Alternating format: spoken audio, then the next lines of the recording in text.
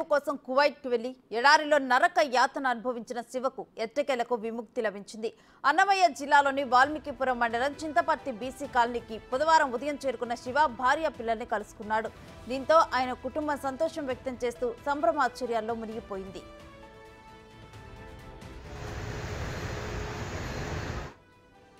Agent చేతిలో మోసపోయిన Shiva Kuwait ఎడారిలో తన కష్టాలను సెల్ఫీ వీడియో ద్వారా తెలియజేసి ఆదుకోవాలని వేడుకున్నాడు.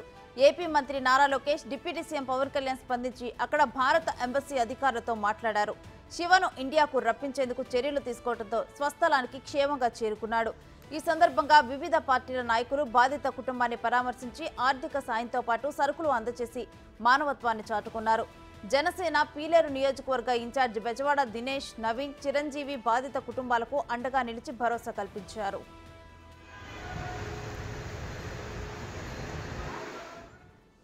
ఇంకా ఇదే అంశానికి సంబంధించి డీటెయిల్స్ మా ప్రతినిధి దామోదర్ ఫోన్ లైన్ ద్వారా అందిస్తారు.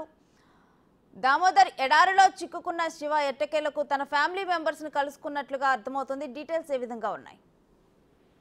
ప్రియా, ఏదైతే చింతపర్తి గ్రామానికి బీసీ కాలనీకి చెందిన శివ నెలన్నర క్రితం కువైట్ వెళ్ళాడు. అక్కడ ఎడారిలో ఏదైతే గొర్రెలు మేకల పెంపకానికి నియమితుడయ్యాడు. అయితే ముందుగా ఏజెంట్ కూడా అదే విషయాన్ని చెప్పినట్లు సమాచారం. కానీ అది ఎడారిలో కేవలం 2-3 ఉండడం, చివరికి ఇతను ఒక్కడే అక్కడ మిగలడం, పనివాడిగా మిగలడంతో చాలా ఇబ్బంది పడ్డాడు. దీంతో తాను పడుతున్న కష్టాలను ఒక వీడియో చేసి సోషల్ మీడియాలో పెట్టాడు. దీన్ని చూసిన ఏదైతే నారా లోకేష్ వెంటనే స్పందించి సంబంధిత అధికారులను, ఎంబసీ అధికారులను సమాచారం ఇవ్వడంతో పాటు అతన్ని తిరిగి ఇండియాకు రప్పించడానికి కృషి చేశాడు. ఈ నేపథ్యంలో ఏదైతే శివను నిన్నటి రోజు ఇండియన్ ఎంబసీకి తీసుకొచ్చారో ఆ తర్వాత అక్కడ నుంచి ఆయనకు విమానం టికెట్లను ప్రభుత్వమే భరించి బెంగళూరు వరకు చేర్చింది. బెంగళూరుకు చేరుకున్న శివను అక్కడ నుంచి అక్కడున్న ఏదైతే చింతపర్తి పీలేరు నియోజకవర్గానికి చెందిన టీడీపీ, జనసేన నాయకులు అక్కడి నుంచి తీసుకొని వచ్చారు. వారికి కుటుంబ అవసరాలకు అవసరమైన నిత్యావసర సరుకులు కూడా అందజేశారు. ప్రస్తుతం